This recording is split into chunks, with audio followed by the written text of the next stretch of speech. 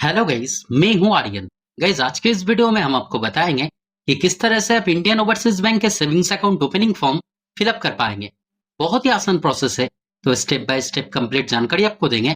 लेकिन इससे पहले अगर आप इस चैनल पर पहली बार आए हैं तो काइंडली चैनल को सब्सक्राइब करें और वीडियो को बिना स्किप किए एंड तक जरूर देखें।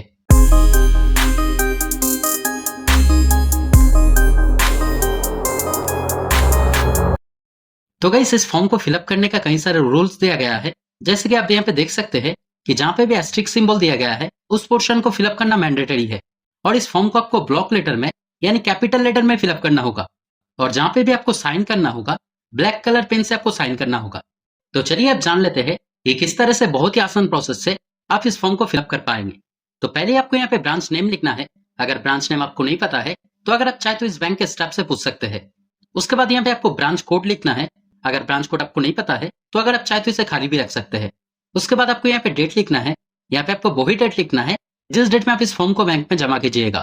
उसके बाद यहाँ पे कस्टमर आईडी और अकाउंट नंबर आपको खाली रख देना है, क्योंकि इसे बैंक यूज के लिए दिया गया है। उसके बाद यहाँ पे एप्लीकेशन टाइप में अगर आप नया अकाउंट ओपन करना चाहते हैं तब यहाँ पे आपको न्यू के ऊपर टिक कर देना है।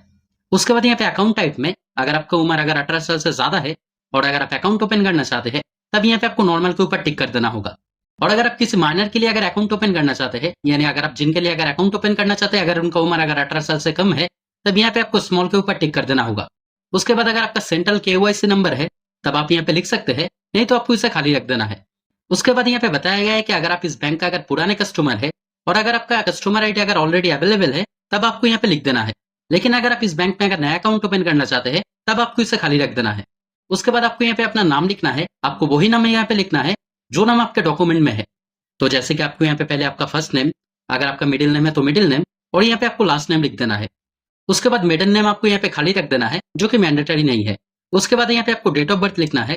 उसके बाद आपको यहाँ पे अपना जेंडर सिलेक्ट करना है। उसके बाद यहाँ पे आपको मैरिटल स्टेटस लिखना है। जैसे कि अगर आप शादीशुदा है तो आपको मैरिड के ऊपर टिक कर देना है, और अगर आप शादीशुदा अगर नहीं है तब आपको यहाँ पे अनमैरिड के ऊपर टिक कर देना है। उसके बाद यहाँ पे आपको अपना फादर या फिर मदर का नाम लिखना है। और अगर आप अगर मैरिड है और अगर आप अगर वुमेन है तब अगर आप चाहे तो अपना हस्बैंड का नाम लिख सकते हैं। और अगर आप अगर मैरिड है और अगर आप मेन है तब अगर आप चाहे तो आप अपना वाइफ का नाम लिख सकते हैं। और अगर आप अगर मैरिड नहीं है तब अगर आप चाहे तो अपना पिता का नाम या फिर अगर आप चाहे तो अपना माता का नाम लिख सकते हैं। उसके बाद यहाँ पे आपको नंबर ऑफ डिपेंडेंट्स लिखना है। जैसे कि मान लीजिए कि अगर आपके फैमिली में आप खुद ही इनकम करते हैं और आपके ऊपर आपके फैमिली मेंबर अगर डिपेंड है तब कितना जन डिपेंड है वो यहाँ पे आपको लिखना होगा। अगर आप चाहे तो इसे खाली भी रख सकते हैं। उसके बाद यहाँ पे बताया गया है कि अगर आप इलिटरेट है यानी अगर आप अनपढ़ है तब यहाँ पे आपको यस के ऊपर टिक कर देना है।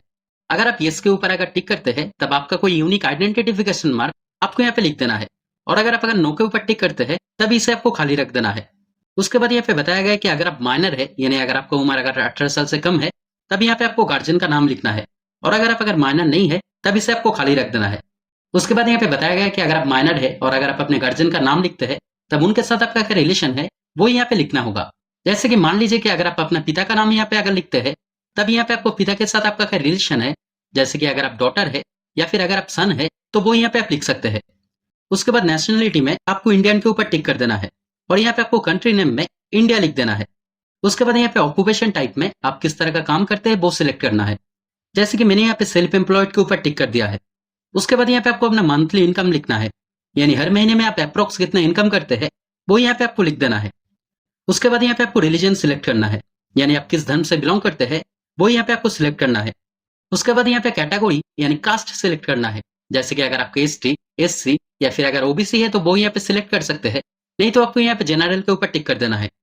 उसके बाद यहाँ पे बताया गया है कि अगर आपका कुछ डिसेबिलिटी है तब यहाँ पे आपको यस के ऊपर टिक कर देना है, नहीं तो आपको यहाँ पे नो के ऊपर टिक कर देना है। उसके बाद यहाँ पे बताया गया है कि अगर आप विजुअली इंपेयर्ड है यानी अगर आप ठीक से अगर नहीं देख सकते हैं तब यहाँ पे आपको यस के ऊपर टिक कर देना है, नहीं तो आपको इसे खाली रख देना है। उसके बाद यहाँ पे बताया गया है कि अगर आप किसी कंपनी में अगर जॉब करते हैं तब कौन सा कंपनी में आप जॉब करते हैं वो यहाँ पे आपको लिख देना है, और उस कंपनी में आपका क्या रोल है वो यहाँ पे आपको लिखना है। लेकिन अगर आप जॉब नहीं करते हैं तब इसे आपको खाली रख देना है। उसके बाद यहाँ पे बताया गया है कि अगर आप जॉब नहीं करते हैं, जैसे कि अगर आप बिजनेस करते हैं तब किस तरह का बिजनेस करते हैं वो यहाँ पे आपको लिख देना है। और अगर आप बिजनेस भी अगर नहीं करते हैं तब आपको इसे खाली रख देना है।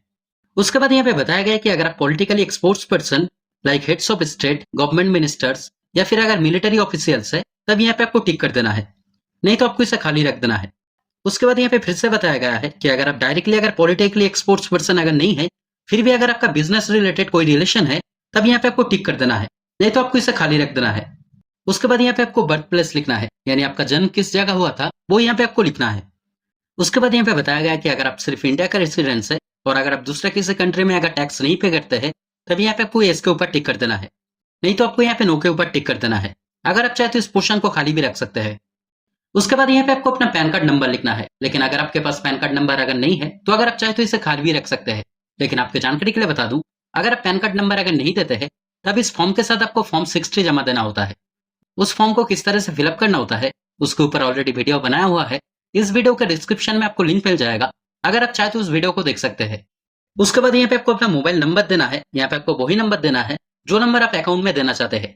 अगर आपका दूसरा कोई नंबर है तो वो यहाँ पे आप लिख सकते हैं, नहीं तो आपको इसे खाली रख देना है। उसके बाद यहाँ पे आपको अपना जीमेल आईडी देना है जो आप अकाउंट में देना चाहते हैं। उसके बाद अगर आपका ऑफिस का या फिर घर का कोई टेलीफोन नंबर है तो वो अगर चाहे तो आप दे सकते हैं, नहीं तो आपको इसे खाली रख देना है। उसके बाद यहाँ पे आपको आइडेंटिटी प्रूफ या फिर एड्रेस प्रूफ के लिए कोई डॉक्यूमेंट देना है, जैसे कि अगर आप चाहे तो passport, voter ID card, driving licence, Aadhaar card, कोई भी डॉक्यूमेंट आप यहाँ पे दे सकते हैं। तो जैसे कि मेरे पास यहाँ पे आधार कार्ड है तो मैंने यहाँ पे आधार के ऊपर टिक कर दिया है और मैंने अपना आधार कार्ड का नंबर यहाँ पे लिख दिया है। उसके बाद यहाँ पे इश्यू डेट और एक्सपायरी डेट आपको खाली रख देना है। उसके बाद यहाँ पे आपको नेक्स्ट पेज में आ जाना है, तो यहाँ पे पहले आपको अपना एड्रेस लिखना है, जैसे कि अगर आपका करंट एड्रेस या फिर अगर आपका परमानेंट एड्रेस या फिर अगर आपका इंडिया का बाहर का कोई एड्रेस है तो वो अगर आप चाहे तो दे सकते हैं। तो जैसे कि मेरे यहाँ पे परमानेंट एड्रेस है तो मैंने यहाँ पे इसके ऊपर टिक कर दिया है। उसके बाद यहाँ पे आपको एड्रेस टाइप लिखना है, जैसे कि मान लीजिए कि अगर आप बिजनेस करते हैं और अगर आपका घर अगर दोनों सेम जगह पे है तो अगर आप चाहे तो इसे सिलेक्ट कर सकते हैं। उसके बाद अगर आप चाहे तो अपना घर का एड्रेस लिख सकते हैं और अगर आप अपना बिजनेस का एड्रेस देना चाहते हैं तो यहाँ पे आपको टिक कर देना होगा। तो जैसे कि मैं अपना घर का एड्रेस देना चाहता हूँ इसलिए मैंने यहाँ पे टिक कर दिया है। उसके बाद यहाँ पे आपको अपना कंप्लीट एड्रेस लिखना होगा, जैसे कि पहले लैंडमार्क, सिटी या फिर विलेज, स्टेट, डिस्ट्रिक्ट और पिन कोड लिख देना है। उसके बाद यहाँ पे बताया गया है कि अगर आपका परमानेंट और करंट एड्रेस अगर सेम है तो इसे आपको टिक कर देना है, यानी फिर से आपको एड्रेस लिखने की जरूरत नहीं है। लेकिन अगर आपका करंट एड्रेस अगर अलग है तब यहाँ पे आपको करंट एड्रेस लिख देना होगा। उसके बाद यहाँ पे बताया गया कि पहले पेज में आपने जो डॉक्यूमेंट मेंशन किया था, जैसे कि पासपोर्ट, वोटर आईडी या फिर आधार कार्ड, उस डॉक्यूमेंट में आपका जो एड्रेस है अगर आप सेम एड्रेस यहाँ पे मेंशन किए हैं तब इसे आपको फिलअप नहीं करना होगा। लेकिन अगर आपका डॉक्यूमेंट में जो एड्रेस है और आपने जो यहाँ पे एड्रेस दिया है अगर दोनों अलग है तब यहाँ पे आपको अलग से कोई डॉक्यूमेंट देना होगा। जैसे कि अगर आप चाहे तो यूटिलिटी बिल यानी इलेक्ट्रिक बिल दे सकते हैं, तो यहाँ पे आपको टिक कर देना होगा और यहाँ पे आपको डॉक्यूमेंट नंबर लिख देना है और यहाँ पे आपको वही डेट लिखना है जिस डेट में आप इस फॉर्म को बैंक में जमा कीजिएगा। उसके बाद यहाँ पे आपका पासपोर्ट साइज एक रिसेंट फोटो अटैच कर देना है। उसके बाद यहाँ पे आपको ब्लैक कलर के पेन से सिग्नेचर करना है जिस तरह से बैंक पे सिग्नेचर करते हैं। उसके बाद यहाँ पे आपको प्लेस लिखना है, प्लेस के जगह में आप ब्रांच एड्रेस लिख सकते हैं। उसके बाद यहाँ पे आपको डेट लिखना है, यहाँ पे आपको वही डेट लिखना है जिस डेट में आप इस फॉर्म को बैंक में जमा कीजिएगा। उसके बाद इस पोर्शन को बैंक उसके लिए दिया गया है तो इसे आपको खाली रख देना है। उसके बाद इस पेज में आपको आ जाना है, इस पोर्शन को आपको खाली रख देना है क्योंकि इसे बैंक उसके लिए दिया गया है। उसके बाद यहाँ पे आपको अकाउंट टाइप में सेविंग्स अकाउंट के ऊपर टिक कर देना है और मोड ऑफ ऑपरेशन में सेल्फ के ऊपर टिक कर देना है। यानी मोड ऑफ ऑपरेशन यानी यहाँ पे बताया गया है कि आपका सेविंग्स अकाउंट अगर आप खुद ही यूज करना चाहते हैं तब यहाँ पे आपको सेल्फ के ऊपर टिक कर देना है। उसके बाद यहाँ पे बताया गया है कि आपके सेविंग्स अकाउंट से किस तरह का सर्विस आप लेना चाहते हैं। तो अगर आप डेबिट कार्ड या फिर एटीएम कार्ड अगर लेना चाहते हैं तब यहाँ पे आपको यस के ऊपर टिक कर देना है। और इनके सबके जानकारी के लिए बता दूं, अगर आपका किसी के साथ अगर ज्वाइंट अकाउंट है और अगर आप उनके लिए भी अगर डेबिट कार्ड लेना चाहते हैं तब यहाँ पे आपको यस के ऊपर टिक कर देना है। उसके बाद यहाँ पे बताया गया है कि आपका जो डेबिट कार्ड होगा उसके ऊपर कौन सा नाम हम प्रिंट करना चाहते हैं। तो मेरा जो एक्चुअल नाम है मैं वही नाम प्रिंट करना चाहता हूँ, इसलिए मैंने यहाँ पे अपना नाम लिख दिया है। उसके बाद यहाँ पे बताया गया है कि अगर आप चेक बुक लेना चाहते हैं तब यहाँ पे आपको यस के ऊपर टिक कर देना है और अगर आप नहीं लेना चाहते हैं तब यहाँ पे आपको नो के ऊपर टिक कर देना है। अगर आप SMS alert, phone banking, mobile banking या फिर पासबुक लेना चाहते हैं तब यहाँ पे आपको यस के ऊपर टिक कर देना है। उसके बाद यहाँ पे बताया गया है कि अगर आप हर मंथली इंटरवल पे स्टेटमेंट जानना चाहते हैं तब यहाँ पे आपको रिकॉर्ड के ऊपर टिक कर देना है और अगर आप नहीं जानना चाहते हैं तब यहाँ पे आपको नॉट रिकॉर्ड के ऊपर टिक कर देना है। उसके बाद यहाँ पे फिक्स डिपॉजिट, फ्लेक्सी डिपॉजिट और रिकरिंग डिपॉजिट का ऑप्शन दिया गया है। तो अगर आप किसी भी तरह का डिपॉजिट करना चाहते हैं तब इसे आपको फिलअप करना है, नहीं तो आपको इसे खाली रख देना है।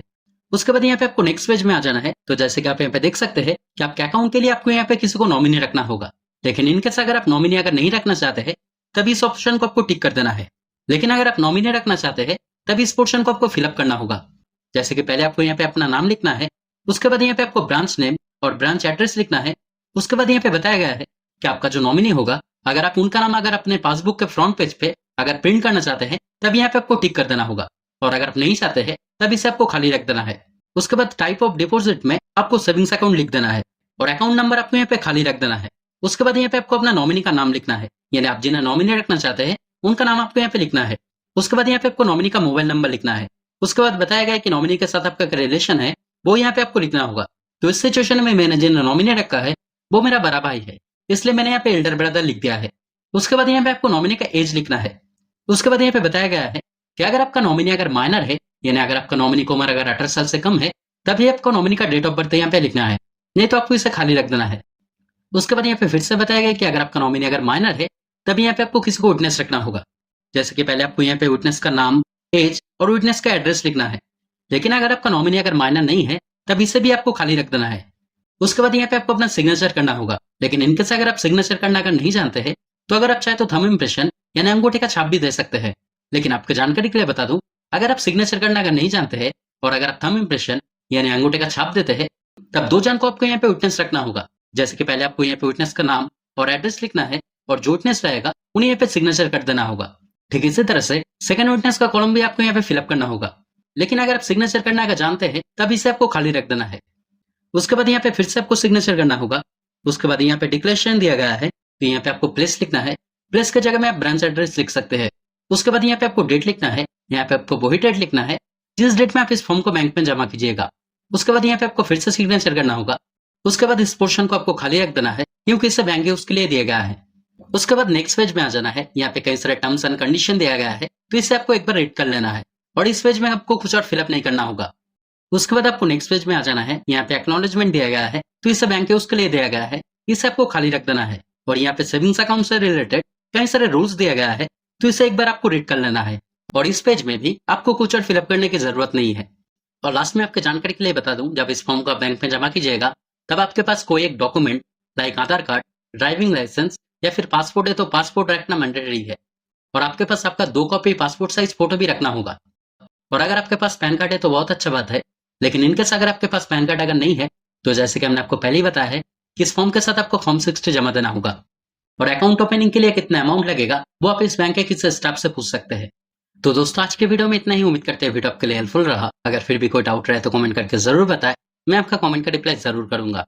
और अगर वीडियो पसंद आए तो लाइक और शेयर करें और इस तरह के वीडियो देखने के लिए चैनल को जरूर सब्सक्राइब करें। Thank you.